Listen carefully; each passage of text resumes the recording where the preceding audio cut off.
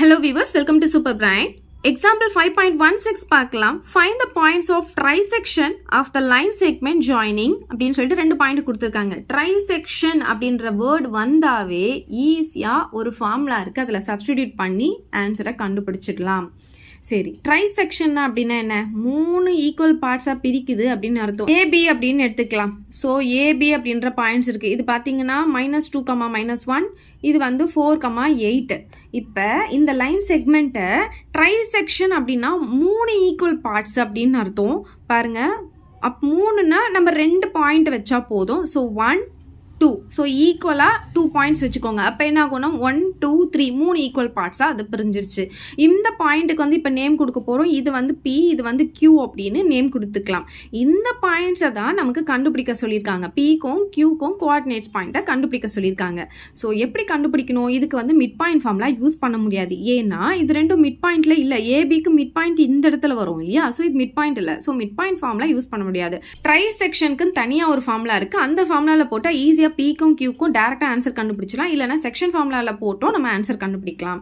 Try செக்ஷன்ல P உடைய point கண்டுபிடிக்கணும்னா அதுக்கு ஃபார்முலா பார்த்தீங்கன்னா x2 plus 2x1 by 3, y2 plus 2y1 by 3. ட்ரைசெக்ஷன்னா divided பைல 3 வரும் அப்படின்னு வச்சுக்கோங்க. ட்ரைனா 3 இல்லையா? 3 வரும் அப்படின்றது ஞாபகம் வச்சுக்கோங்க. இங்கே x2 ஸ்டார்ட் பண்ணணும், அப்புறம் x1. இப்போ பாருங்க, இங்கே 1, 2, 3, அதே மாதிரி 1, 2, 3 அப்படின்னு ஞாபகம் வச்சுக்கோங்க. இப்போ அதுவே Q கண்டுபிடிக்கும் போது என்ன ஆகும்னா இங்கே 2 வரும், இங்கே 1 வரும், அவ்வளோதான். டினாமினேட்டர் சேம் தான். சரி, இப்போ நம்ம பாயிண்ட்ஸை வந்து சப்ஸ்டிடியூட் பண்ணி ஆன்சர் கண்டுபிடிக்கலாம். ஸோ இப்போ பார்த்தீங்கன்னா இந்த Pன்ற பாயிண்ட்டை கண்டுபிடிக்க போகிறோம். எதை வச்சு கண்டுபிடிக்க போகிறோம்னா இந்த ஏபிக்கு தான். ஸோ ஏ பாயிண்ட்டையும் பி பாயிண்ட்டையும் எடுத்து எழுதிக்கலாம். -2, -1. பி பார்த்தீங்கன்னா 4, 8. இது வந்து x1, இது y1, இது x2, இது y2. சரி, இப்போ P பாயிண்ட் பார்த்தீங்கன்னா இந்த ஃபார்முலால சப்ஸ்டிடியூட் பண்ணிக்கலாம்.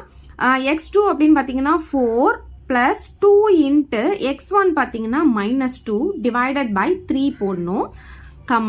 y2 பார்த்தீங்கன்னா நமக்கு இங்கே 8 + 2 × y1 பார்த்தீங்கன்னா -1 டிவைடட் பை 3.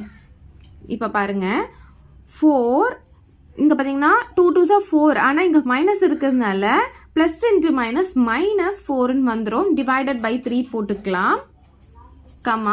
8, 2 1s are 2, இங்கே மைனஸ் இருக்கிறதுனால -2 டிவைடட் பை 3 போட்டுக்கலாம். அப்போ P பார்த்தீங்கன்னா 4 - 4 வந்து நமக்கு 0 அப்படின்ட்டு வந்துடும், பை 3ன்னு வந்துடும். இங்கே பார்த்தீங்கன்னா 8 - 2 வந்து 6 அப்படின்ட்டு வரும், பை 3ன்னு போட்டுக்கலாம். இதை வந்து நம்ம 2 டைம்ஸ் கேன்சல் பண்ணிக்க முடியும். அப்போ P உடைய பாயிண்ட் என்ன கிடைக்குதுன்னா 0 by anything 0 தான் வரும். இங்கே பார்த்தீங்கன்னா 2ன்னு வந்துடும். அப்போ P உடைய பாயிண்ட்டை கண்டுபிடிச்சிட்டோமா ஈஸியாக அந்த ஃபார்முலாவில் போட்டு. அதே மாதிரி தான் இப்போ Qக்கு ஃபார்முலா என்ன தெரியுமா?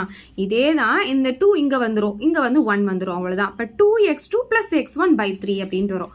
2x2 plus x1 by 3, இங்க அப்படியே தான், இங்க எங்கெல்லாம் x போட்டுமோ அங்க y போட போறோம். 2y2 plus y1 by 3 வந்துரும். ஓகே, சோ 2 1 3 வரும். அங்க 1 2 3 போட்டோம் இல்லையா? இங்க 2 1 3 வரும், அவ்வளவுதான்.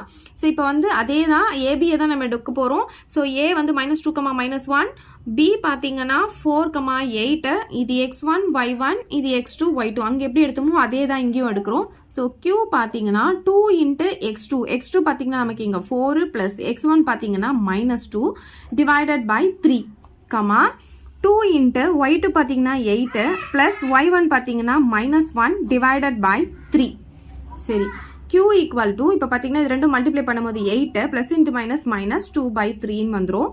இது ரெண்டும் மல்டிப்ளை பண்ணும்போது 16 + -1 by 3ன்னு வந்துடும்.